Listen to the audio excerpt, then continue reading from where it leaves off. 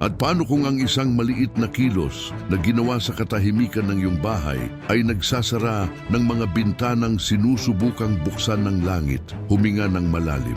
Isipin mo na ang sahig ng iyong bahay ay isang pusong pumipintig, isang lupa na tumatanggap ng mga yapak, alaala, tawanan at luha. Ngayon, tatawirin natin ang isang kwento na nagsisimula sa isang babala, dumaan sa totoong buhay at nagtatapos sa isang susi na hindi pinapansin ng marami. May isang bagay na itinuro si Padre Pio hindi bilang alituntunin ng takot, kundi bilang isang mapagmahal na pag-aalaga. May mga oras sa araw na kailangang magpahinga ang bahay. Kapag iginagalang natin ang ritmong ito, ibinabalik ng bahay ang kapayapaan na natanggap nito bilang atensyon. Ito ang pagtawid ng isang sinaunang kaalaman, hinabi ng simpleng mga kamay na nakaligtas sa ingay ng panahon dahil ito ay tunay sa kaibuturan. Marahil ay dumating ka rito na pagod, na puno ng isipin. Marahil ay nakikinig ka sa nilalamang ito habang naghuhugas ng pinggan, nagtutupi ng damit o naghahanap ng lakas ng loob para magsimulang muli. Gusto kong makipag-usap sa iyo bilang isang kaibigan, hindi para ituro ang mga pagkakamali, kundi para buksan ang mga bintana. Hindi ito tungkol sa salamangka, ito ay tungkol sa delicacy at isang paraan ng pagiging nasa mundo na tumatanggap sa bahay bilang extension ng puso. Palaging tinatawagan ni Padre Pio ang atensyon sa pag-aalaga sa maliliit na bagay, ang mga hindi pinalakpakan ng sinuman ngunit nagpapatayo sa kung ano ang nananatili. Alam niya na ang pag-ibig ay naninirahan sa rutina at na ang rutina kapag dinilig ng pananampalataya ay nagiging daan ng pang-araw-araw na kaligtasan. Ito ay hindi isang reklamo laban sa paglilinis. Ito ay isang paanyaya na makinig sa hindi naririnig ng mga tainga, ang paraan kung paano tumutugon ang bahay sa ating paghawak. Sa loob ng mahabang panahon, dinala ng simpleng mga tao ang kaalamang ito at dumaan ito sa mga henerasyon na parang nagpapasa ng isang sinindihang kandila. Ngayon, nang may pagpapakumbaba at lambing, sisindihin natin ang kandilang iyon sa iyong sala. Nang walang pagmamadali, hinahayaang manirahan ng apoy. Kilalanin si Clara, nakatira siya kasama ang kanyang matandang ina sa isang maliit na bahay kung saan ang orasan ay tila laging nagmamadali. Si Clara ang nag-aalaga sa lahat, sa gamot, sa almusal, sa damit sa sampayan. Kapag sumasapit ang gabi at ang kalye ay nagiging bulong, nagwawalis siya ng bahay. Sabi niya, iyon lang ang oras na tumatahimik ang mundo at sa wakas ay mailalagay niya sa ayos ang lahat. Ngunit gaano man siya magsikap, ang buhay ay tila lumalakad sa malambot na buhangin. Mga bayarin na hindi matugunan, madalas magkasakit ang ina, pagod na hindi nawawala, isang pakiramdam na ang kagalakan ay kumakatok sa gate at sumusuko bago pumasok. Isang hapon ng linggo, nakaupo sa bangko ng isang simpleng kapilya, narinig ni Clara ang isang luma at buhay na kwento. Isang Ginoo na may mabagal na mga yapak, isang deboto ni Padre Pio ang nagsalita tungkol sa isang kaugalian, ang hayaang huminga ang bahay kapag sumasapit ang gabi. Sinabi niya na maraming mga kapatid sa pananampalataya ang natutong huwag magwalis sa pagitan ng alas 8 ng gabi at alas 6 ng umaga. Hindi dahil sa pamahiin, kundi dahil sa paggalang sa isang sagradong oras ng pag-iisa, kapag ang mga biyaya ng araw ay naghahanap ng sulok upang magpahinga. Si Clara na walang oras na sasayangin ay dinala ang mensaheng iyon sa bahay na parang nagdadala ng tubig sa disyerto. Nagpasya siyang subukan ito nang walang malalaking pangako. Binago niya ang ugali. Nagsimula siyang magwalis ng maaga sa pagitan ng alas 6 at alas 9 ng umaga. Binubuksan ang mga bintana para makapasok ang liwanag. At natuklasan niya ang isang detalye na hindi sinabi sa kanya ng sinuman, ang pagwawalis mula sa loob palabas, na parang inaanyayahan ang mabigat na mahanap ang daan palabas. Sa simula, tila isang pagbabago lang ng oras. Pagkatapos nagsimulang mag-ayon ang maliliit na bagay. Mas nakatulog ang ina. Ang gamot ay tila mas epektibo. May dumating na dagdag na trabaho. walang paputok, may delicacy, at ang delicacy kapag pinilit ay nagiging kapalaran. Bago tayo magpatuloy, gumawa ng isang simpleng kilos. Kung ang mensaheng ito ay nakahipo na sa iyo, mag-subscribe sa channel. Hindi para sa bilang, kundi para makapaglakbay tayo ng magkasama. Isulat sa mga komento ng may katapatan kung naramdaman mo na bang mabigat ang bahay ng walang dahilan o kung mayroon kang alaala kay Padre Pio na nagpapainit sa puso. Ibahagi, ang gumagaling sa isa ay nagpapaliwanag sa landas ng iba. Ang ating kwento ay may isa pang buhay na bibisitahin. Si Miguel ay isang karpintero, matitibay na kamay, mga mata na marunong sumukat ng walang metro. Mayroon siyang maliit na paggawaan sa harap ng bahay kung saan sumasayaw ang mga pinagtabasan ng kahoy sa hangin ng umaga. Ang galaw ay humina at nagsimula siyang magtrabaho hanggang gabi. Nagwawalis ng sahig pagkatapos sumindi ang mga ilaw sa kalye. Sabi niya, ang mabuting kliyente ay dumarating sa pamamagitan ng milagro at ang milagro ay hindi minamadali. Ngunit ang milagro ay tila lumipat ng tirahan. Naantala ang mga bayarin, kumupas ang tiwala at naging bihira ang ngiti. Ang lola ng kanyang asawa, si Aling Celeste, ang nagbigay sa kanya ng payo. Hindi niya alam ang mga aklat tungkol sa enerhiya at hindi siya gumagamit ng mga mahirap na salita. Alam lang niya ang buhay. Miguel, sabi niya ng may lambing, hayaan mong matulog ang gabi. Ang bahay ay mayroon ding tulog. Tumawa siya, ngunit nakinig. Sa susunod na linggo, bago sumikat ang araw, binuksan niya ang pinto. Nilanghap ang malamig na hangin at nagwalis mula sa bangko patungo sa bangketa na parang nagbubukas ng daan. Sa unang araw na iyon, walang nagbago sa paningin. Ngunit isang maliit na kapayapaan ang dumapo sa pagawaan na parang dumating at mas gugustuhing manatili. Ilang araw pagkatapos, may kapitbahay na pumasok upang magpaayos. Pagkatapos dumating ang pinsan ng kapitbahay na iyon. Pagkatapos, isang kaibigan ng pinsan.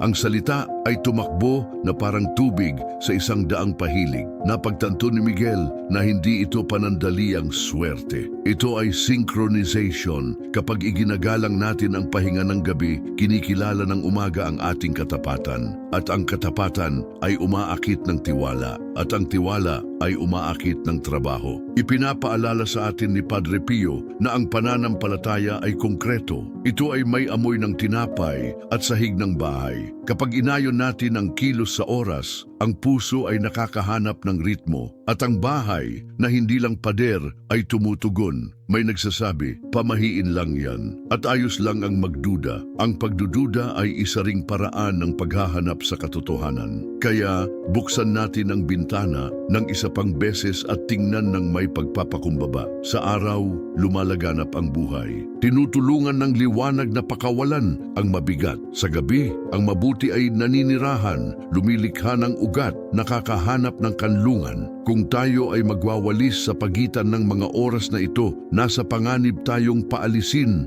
ang bumibisita sa atin upang manirahan, ang proteksyon, ang kalinawan, ang lakas ng loob.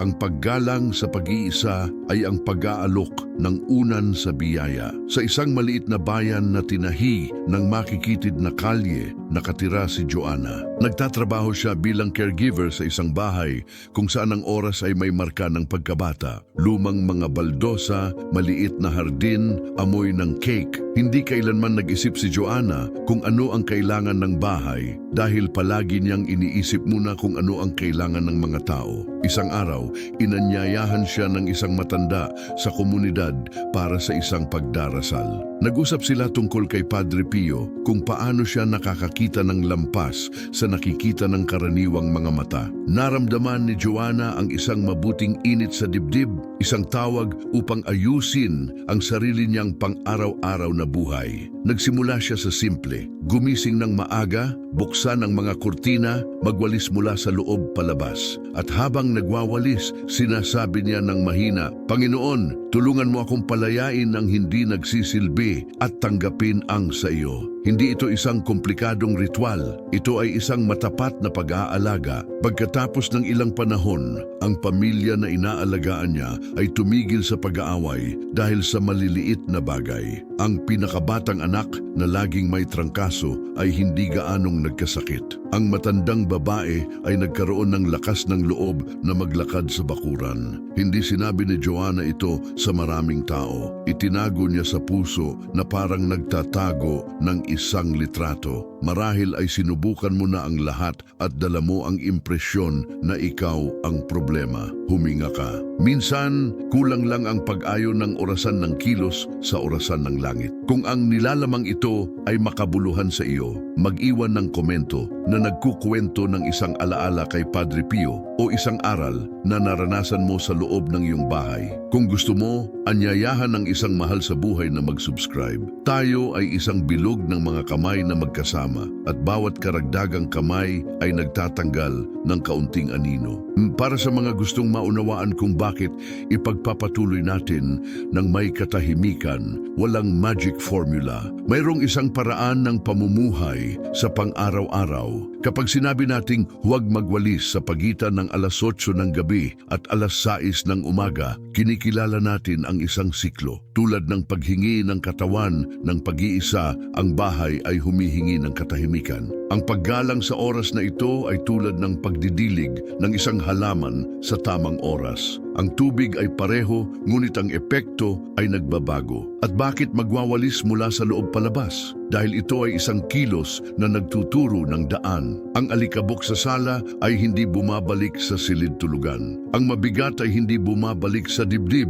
Ito ay simple at simboliko. At ang intensyon, saan ito pumapasok? Pumapasok ito sa simula, sa gitna at sa dulo. Ang pagwawalis ng may pasasalamat ay ang pagtanggap na ang buhay ay may ritmo ng pagpapatawad, pinapalaya, nagbubukas ng espasyo, tumatanggap muli. Kapag naglagay tayo ng pag-ibig sa kilos, ibinabalik ng kilos ang pag-ibig sa anyo ng kaayusan at kalmado. Nakilala ko ang kwento ni Mang Augusto, may-ari ng isang maliit na sari-sari store. Nakaharap siya sa walang laman na mga araw, mga istante na inayos para sa kaunting mata. Nagtatapos siya sa gabi at nililinis ang lahat sa oras na iyon. Nang marinig niya ang tungkol sa mga oras, nagpasya siyang subukan ang kabaligtaran. Sa pagsikat ng araw, itinaas niya ang bakal na pinto, nagwalis mula sa likod patungo sa entrada at iniwan ang pasimano na malaya na parang isang pangako. Unti-unti,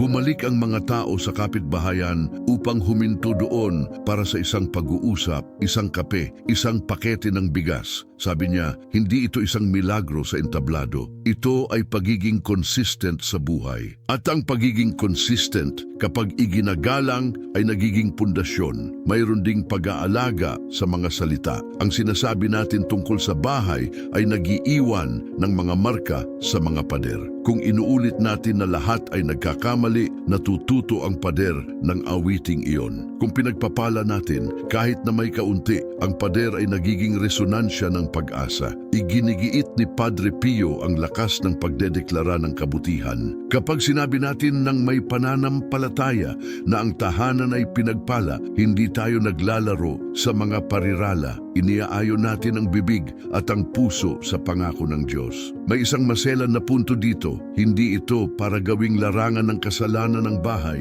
Hindi ito para bantayan ng iba. Ito ay para tanggapin ang payo ng isang ama. Hindi nagsasalita si Padre Pio para takutin. Nagsasalita siya para protektahan. Alam niya na ang Diyos ay nag-aalaga sa detalye at ang detalye ay nag-aalaga sa atin. Ang hindi makapagwalis ng maaga ay maaring pumili ng ibang anyo ng paggalang. Kunin ang basura sa umaga, buksan ang mga bintana kung maaari, pagpalain ang bahay ng may maikling dasal. Ang biyaya ay hindi humihingi ng perpeksyon, humihingi ito ng posibleng katapatan. At kapag pumasok ang kalusugan sa usapan, napapansin ng mga pamilya ang pagpapabuti kapag tinatrato nila ang bahay ng may pagmamahal.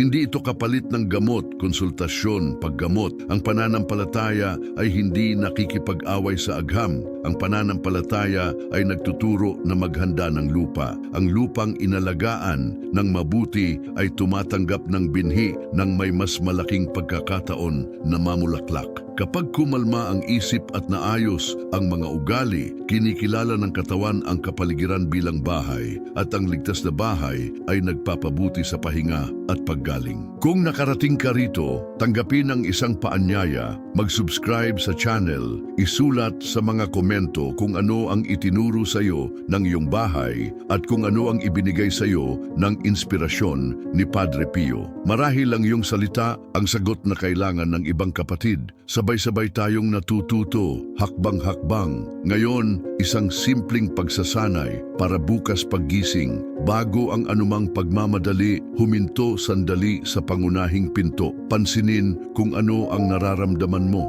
Magpasalamat sa bubong. Pagkatapos, magwalis ng mahinahon mula sa kusina patungo sa sala, mula sa sala patungo sa pinto na parang nagtutulak ng isang ilog. Habang iginuguhit ng walis ang sahig, hayaang magpahinga ang isip. Kung may dumating na mahirap na alaala, ibigay.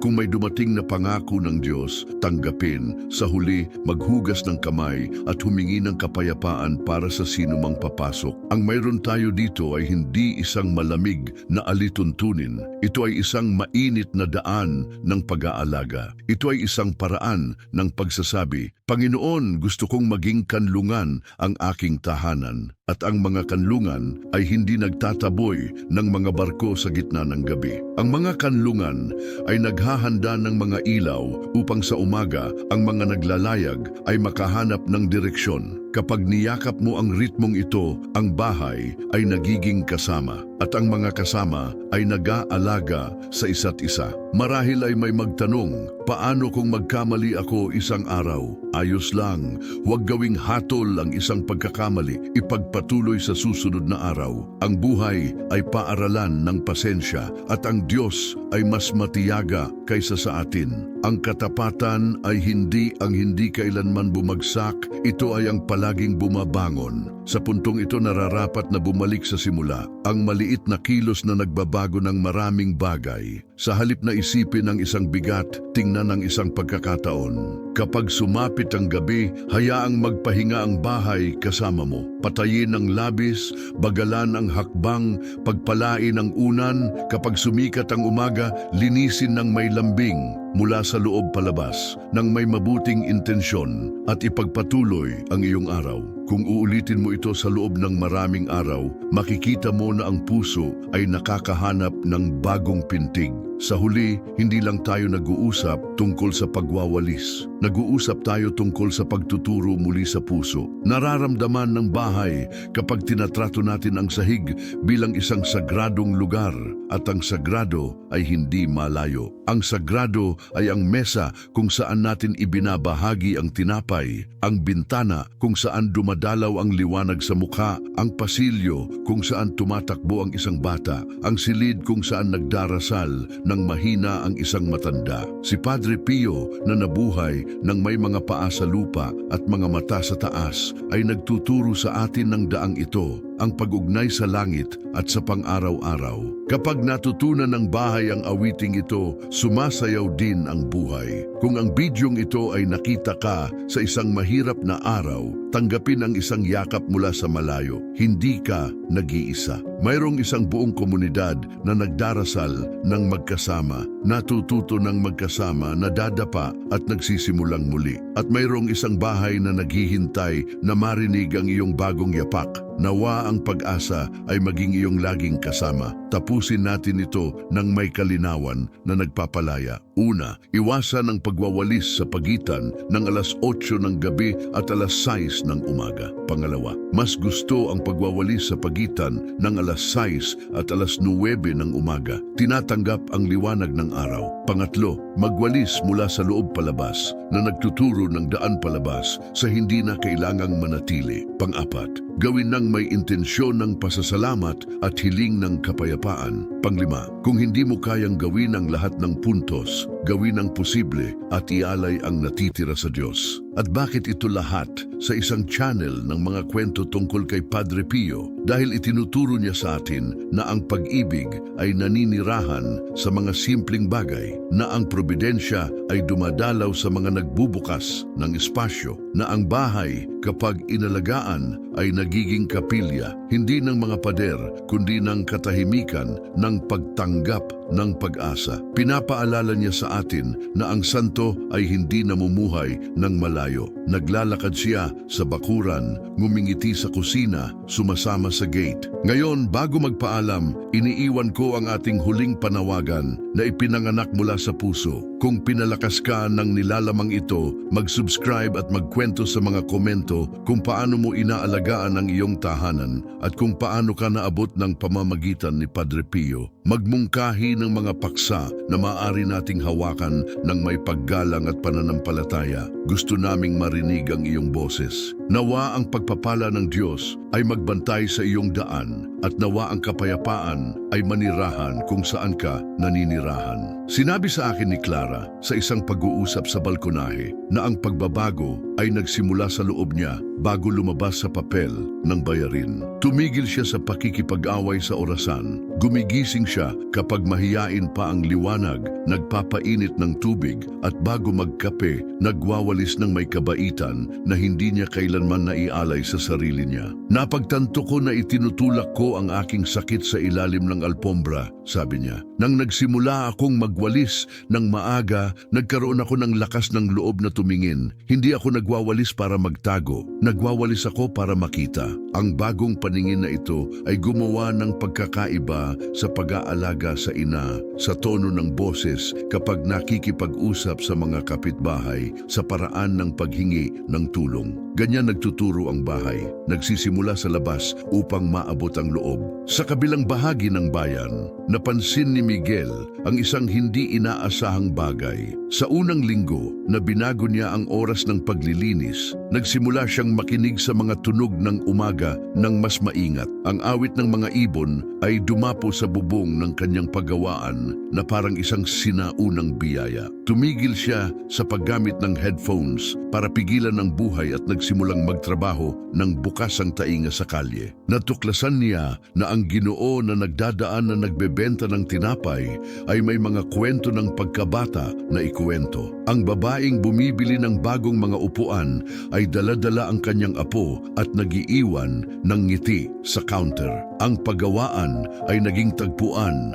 at naalala niya na ang trabaho ay serbisyo at ang serbisyo ay pagtatagpo. Si Joanna naman ay nag-imbento ng isang maliit na ritual na nagbibigay sa kanya ng lakas ng loob. Naglalagay siya ng isang baso ng tubig sa tabi ng pinto at sinasabi ng may kasimplehan na nais niyang ang lahat ng pagod ay manatili sa labas. Pagkatapos, sa dulo ng umaga, dinidilig niya ang isang halaman gamit ang tubig na iyon. Humihingi na patuloy na mamulaklak ang buhay. Walang formula, may kahulugan. At ang kahulugan ay ang kinikilala ng puso bilang totoo. Marahil ay magtatanong ka kung ang pag-aalaga na ito ay para sa sinuman, sa anumang bahay. Ang sagot ay, ito ay nagsisilbing isang paanyaya. Sa bawat bahay, may isang bagay na nagpapahinga sa gabi at nagigising sa pagsikat ng araw. Sa bawat bahay, may mga pintuan na bumubukas palabas at papasok. Sa bawat bahay, may isang taong nangangailangan ng isang simpleng kilos upang maalala na siya ay mahal. Gaya, kapag sinabi nating iwasan ang pagwawalis sa pagitan ng alas 8 ng gabi at alas 6 ng umaga, hindi tayo nagpapataw ng isang batas, kundi nag-aalok ng pagkakataon na maranasan ng isang daan ng lambing. Gawin ang pagsubok sa loob ng 30 araw. Pansinin hindi lamang ang sahig, kundi ang mood, ang tulog, ang pag-uusap. Tingnan ang mga detalye na parang nagbabasa ng maliit na letra ng isang mensahe na galing sa langit. Marahil ay nakatira ka sa isang maliit na apartment na may kaunting oras, na may mga anak na maagang gumigising, na may ingay ng mga kapitbahay. Marahil ang iyong rutina ay hindi nagpapahintulot sa perpekto. Ayos lang, ayusin ang posible nang hindi nasasaktan ang sarili. Kung hindi mo kayang magwalis, magdasal. Kung hindi mo kayang buksan magbuksan ng bintana, magsindi ng isang kandila ng may kaligtasan at pasasalamat. Kung nagmamadali ka sa umaga,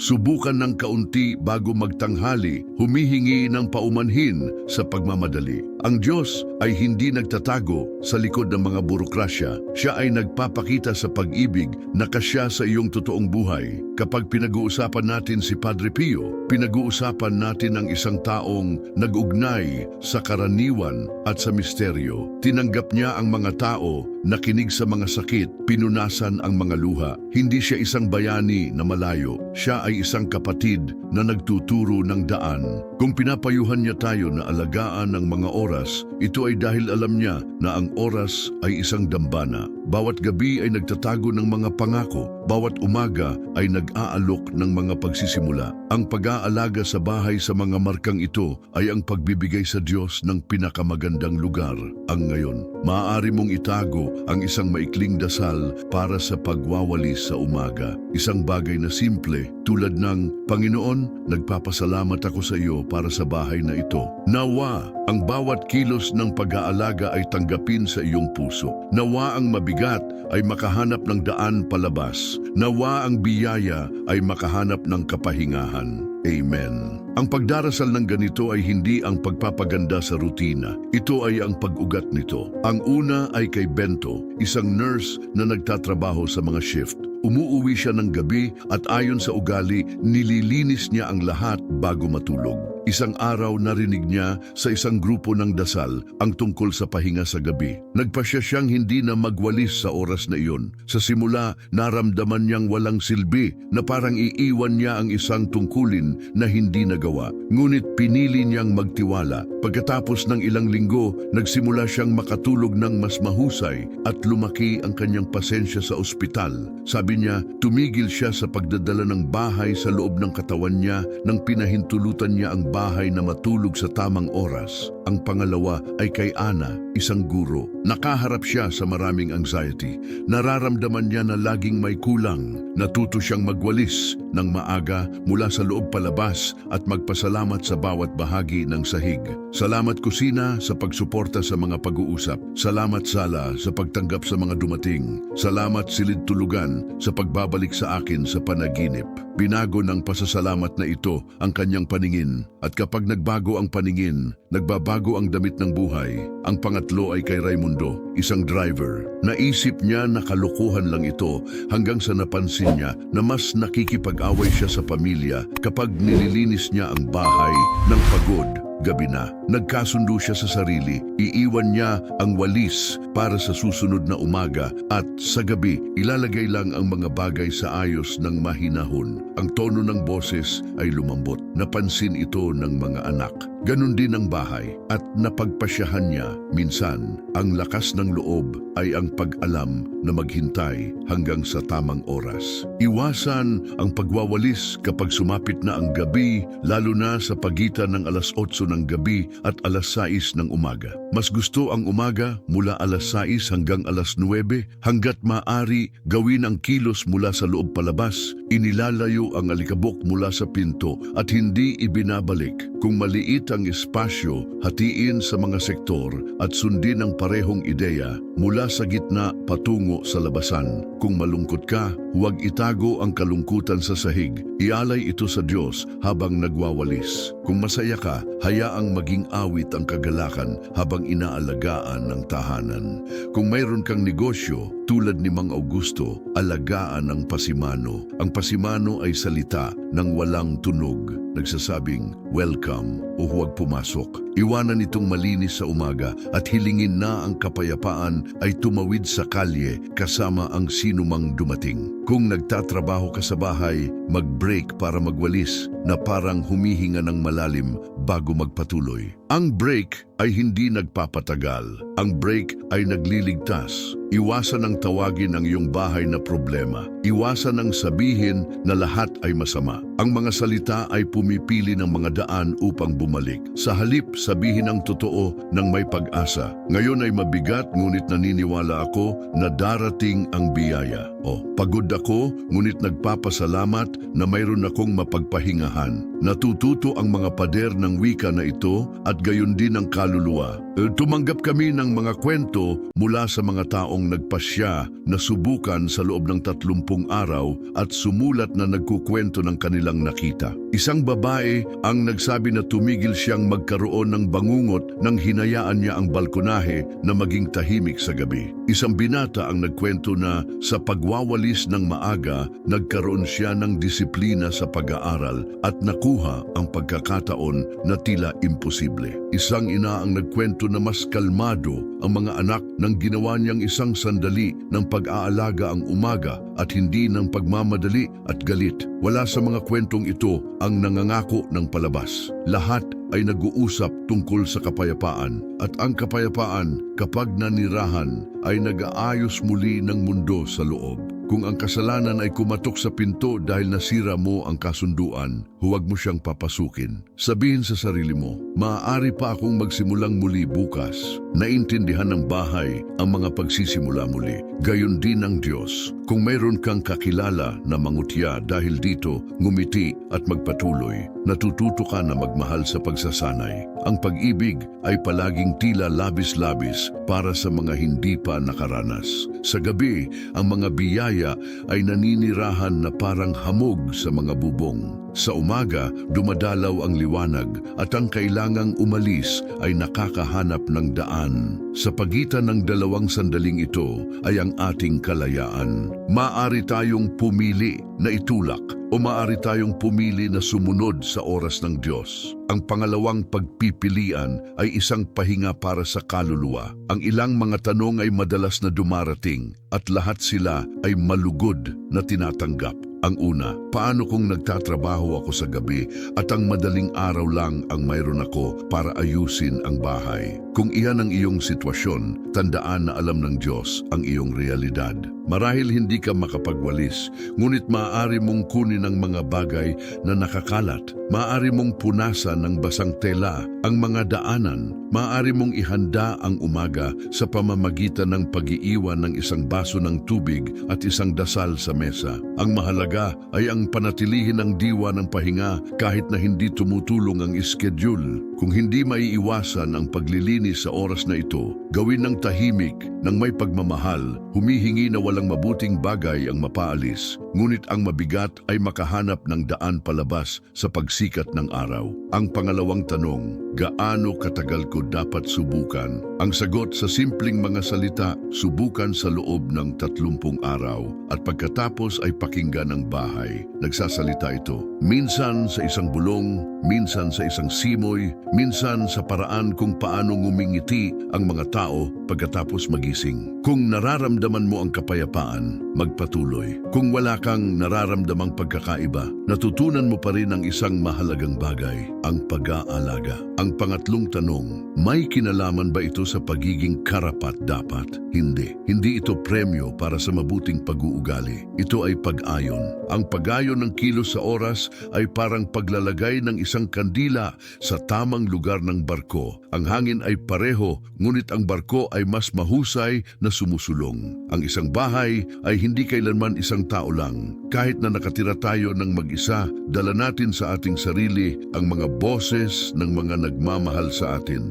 Kung nakatira ka kasama ang ibang tao, imungkahi ang karanasang ito na parang nag-aalok ng sariwang tinapay, walang pagpapatao ng may lambing. Ikwento kung ano ang natutunan mo, ipakita ang maliliit na pagbabago, magpasalamat sa anumang tulong. Kung ayaw makilahok ng isang tao, igalang. Ang pag-ibig ay hindi nagtutulak. Ang pag-ibig ay nagmumungkahi. Isang pamilya ang sumulat sa akin na sinabi nilang ginawa nilang isang maliit na pagtitipon ang unang oras ng umaga. Bawat isa ay may gawain. Ang isa ay nagbubukas ng mga bintana. Ang isa ay naglalagay ng tubig para sa kape. Ang isa ay nagwawalis ng pasyo mula sa loob palabas. Pagkatapos, lahat ay nagdarasal ng maikli at nagpapatuloy sa araw. Ang mga alitan ay bumaba, hindi dahil sa nawala sila, kundi dahil ang bahay ay nagkaroon ng karaniwang ritmo. At ang karaniwang ritmo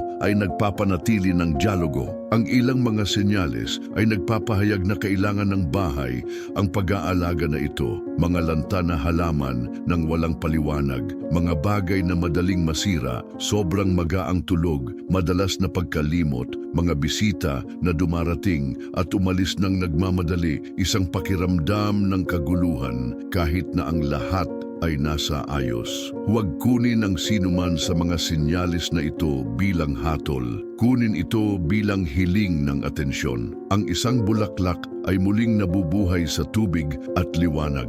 Ang isang kapaligiran ay humihinga ng may oras at pagmamahal. Sa maraming lugar sa mundo, may mga katulad na kaugalian. Sa ilang mga rehiyon, iniiwasan ng mga tao ang pagwawalis sa gabi upang hindi mapaalis ang swerte. Sa iba, nagsisindi sila ng insenso sa umaga bilang tanda ng pasasalamat. Sa iba pa, naglalagay sila ng isang berdeng sanga malapit sa entrada upang maalala na ang buhay ay muling nabubuhay araw-araw. Ang lahat ng ito ay nagsasalita ng parehong bagay. Ang tahanan ay higit pa sa bagay. Ang tahanan ay koneksyon. Diyos ng kabutihan, iniaalay ko sa iyo ang pagsisimulang ito. Dalawin mo ang mga sulok ng bahay na ito. Liwanagan mo ang mga isip. Kalmahin mo ang mga takot. Nawa ang aking kilos ay maging tapat. Ang aking kalooban ay maging simple. Ang aking pag-asa ay maging matatag. Tanggapin mo ang aking winawalis na parang tumatanggap ng isang bigat na hindi ko na kailangan at ibigay mo sa akin ang iyong kapayapaan bilang kapalit. Amen. Panginoon, iniaalay ko sa iyo ang pahingang ito. Ingatan mo ang aking tulog at ng aking minamahal. Ingatan mo ang hindi ko maabot. Silyohan mo ang bahay na ito sa iyong presensya. Dalawin mo ang mga silid ng may iyong lambing. Nawa ang gabi ay maging duyan ng mga biyaya at nawa ang umaga ay magdala ng mga bagong habag. Amen. Magsindi ng isang kandila ng may kaligtasan at magpasalamat para sa araw. Magpatugtog ng isang malambot na musika habang nagwawalis upang ang kaluluwa ay sumabay sa katawan. Pansinin ang liwanag na pumapasok sa bintana at pangalanan ang tatlong dahilan ng pasasalamat. Sabihin ang mga salita ng pagpapala ng malakas kahit na mahina. Hawakan ang mga pader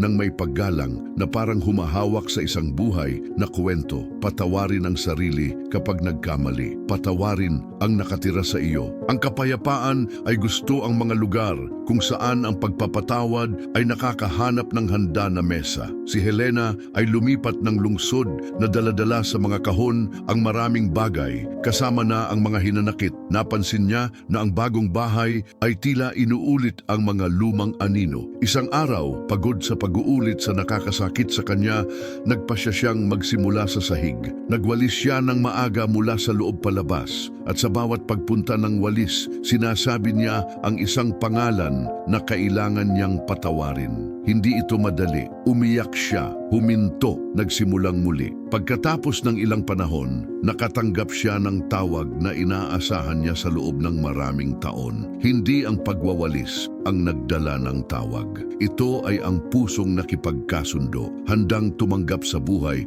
ng may malinis na mga kamay. Sinabi sa akin ni Miguel ang isang bagay na mahal kong itinatago. Ikaw ako magwalis. Naisip ko na ang halaga ko ay nasa tapos na muwebles lang. Ngayon naiintindihan ko na ang pagwawalis ay bahagi ng obra. Kung iiwanan ko ang simula, nawawala ang ningning ng dulo. Ang pag-unawa na ito ay totoo para sa lahat. Ang nagpaparangal sa proseso ay tumatanggap sa bunga ng may mas malaking pasasalamat. Minsan, ang pinakakailangan ng bahay ay isang minutong katahimikan. Isang minuto kung saan walang tumatakbo, walang humihingi, walang naghahambing. Isang minuto kung saan nakikinig ang puso. Sa minutong iyon, maraming bagay ang napagpasyahan ng walang mga salita. At kapag bumalik ang salita, bumabalik ito ng mas mahinahon. Si Mang Augusto, pagkatapos niyang baguhin ang oras ng paglilinis, nagsimulang maglagay ng isang banga ng mga bulaklak sa pinto. Hindi ito mamahaling mga bulaklak. Ito ay simpleng mga sanga na kinuha malapit sa bakod. Ang mga tao ay humihinto upang tingnan, nagkokomento sa amoy, naaalala ang pagkabata. Ang sari-sari store ay naging tagpuan ng magandang alaala. At sabi niya, natuto siya ng isang bagong matematika. Kapag pumasok ang ganda, nawawalan ng espasyo ang takot.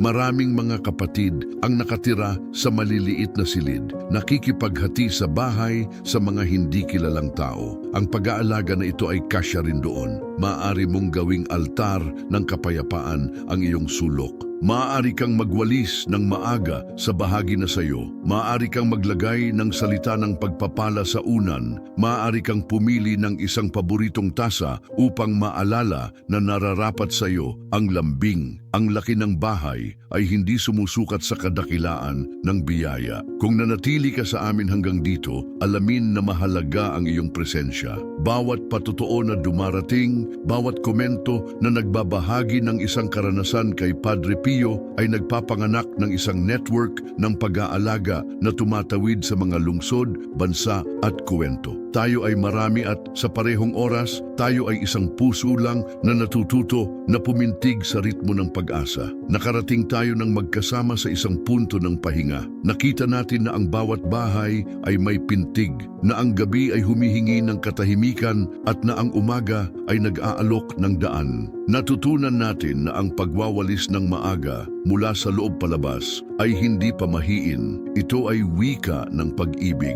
Napansin natin na ang intensyon ay hindi detalye, ito ay direksyon. At nakinig tayo sa mga karakter na maaaring nakatira sa iyong kalye, mga karaniwang tao na nakahanap ng mas magaan na daan sa pamamagitan ng pagpaparangal sa oras. Marahil ay nananatili pa rin sa loob mo ang tanong, saan ako magsisimula bukas? Magsimula sa kung ano ang kasya ngayon. Kung gigising ng may bigat, pangalanan ang bigat na yon at ibigay ito habang nagwawalis. Kung gigising ng may pasasalamat, ikalat ang pasasalamat na yon sa sahig na parang naghahasik ng tinapay. Huwag tumakbo. Ang pag-aalaga ay hindi kasama ng pagmamadali. Gawin ang isang bagay sa bawat pagkakataon at hayaang sabihin ng katahimikan ang hindi maabot ng mga salita. Kung may mga bata sa bahay, tawagin sila upang tumulong sa maliliit na kilos. Kunin ang mga laruan, buksan ang kurtina, dalhin ang isang bulaklak sa bintana. Ang mga bata ay natututo ng higit sa kung ano ang nakikita nila kaysa sa kung ano ang naririnig nila. At ang pagkatuto na ito ng pag-aalaga ay sasama sa kanila sa buhay. Kung may mga matatanda, hingin ng kanilang pagpapala para sa umaga. Ang pagpapala ay nagbubukas ng mga daan na hindi kayang buksan ng pagsisikap. At kung nakatira ka ng mag-isa, tandaan na ang iyong kasama ay mahalaga. Makipag-usap sa Diyos na parang nakikipag-usap sa isang kaibigan at magtiwala na binibisita niya ang iyong silid. Mayroon ding paanyaya para sa mga namumuno sa komunidad. Dalhin ang pagmumuni-muni na ito sa mga simpleng pagtitipon, sa mga grupo ng dasal, sa mga pag-uusap sa bangketa, hindi bilang alituntunin, kundi bilang mabuting balita.